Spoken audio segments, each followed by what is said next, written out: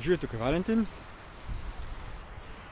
Danes bom govoril na temo, da sta za tango potrebna dva. To je pač prevod z tistega angleškega reka It takes two to tango. Tango je pač eden izmed plesov in v plesu ponavadi uporabljaš partnerja, soplesalca, zato da se izražaš skozi ples. No, podobno je tudi v medsebojnih odnosih. Večinoma imamo odnose, ko sta dve osebi v nekem partnerskem odnosu ali prijateljskem odnosu in tako naprej. Gre predvsem za zavedanje, da ko doživljamo določen odnos in če si rečemo ne, jaz za tisto, kar doživljam iz strani mojega partnerja, nisem prav nič odgovoren, jaz sem nemočna žrtev, ne vem, zakaj se mi to dogaja. Vse, kar se mi dogaja po krivici. Ta svet je zloben, ta svet je hudoben. Če se obnašamo na tak način, potem je to sprenevedanje.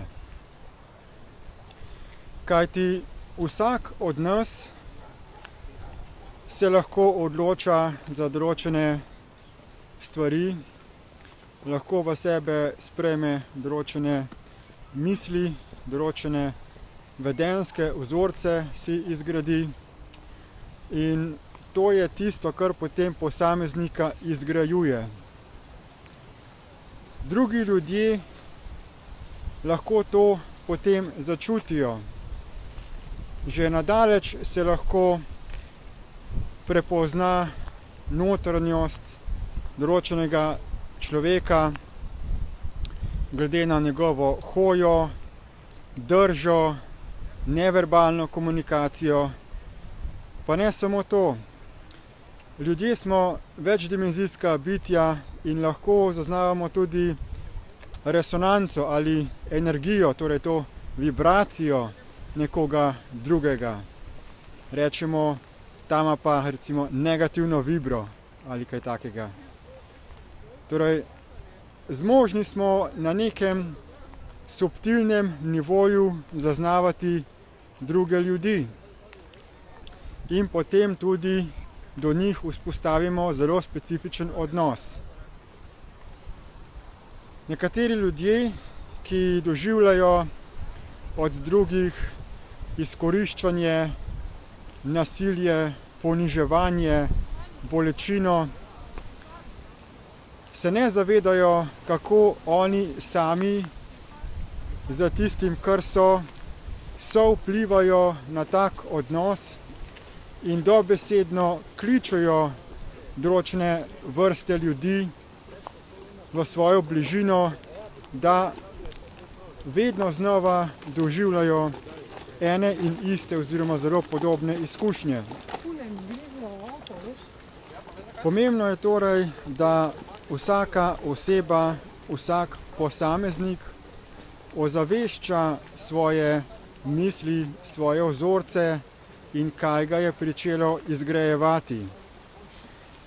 Predvsem, da ne igramo vloge žrtve, da se ne smilimo samemu sebi, da ne objokujemo in bežimo od realnosti, temveč se opolnomočimo, torej pogledamo, kakšne misli nas omejujejo pri temu, da bi izkoristili številne življenjske priložnosti in da te omejujoče nerealne misli odstranjujemo iz sebe.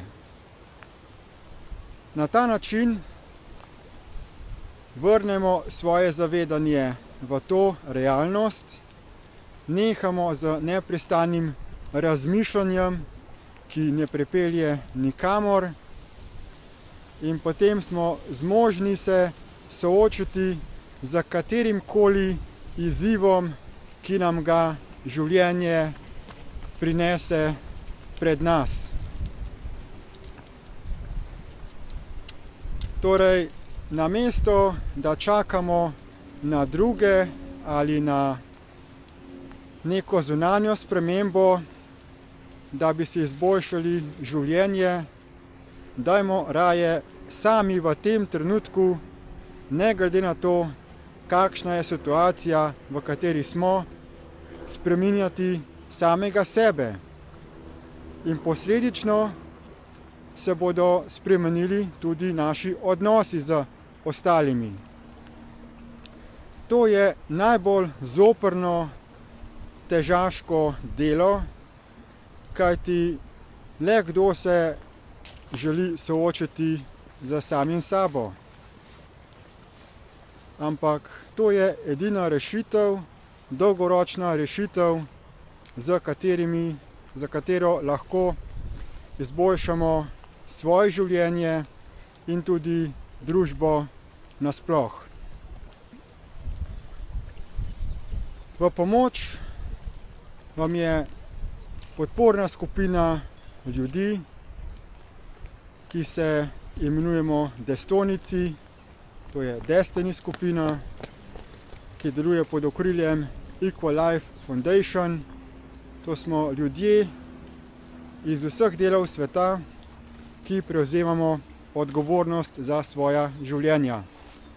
In z lastnim zgledom učimo druge, kako se je možno spremeniti, postati čustveno stabilen in uresničevati svoje cilje. Na voljo so vam tudi odlični podporni tečaji, brezplačni uvodni spletni tečaj DIP Lite, forumi, videoposnetki, audioposnetki. Dostop do vseh teh informacij in naše skupine najdete preko povezav, ki jih bom navedel v tem videoposnetku.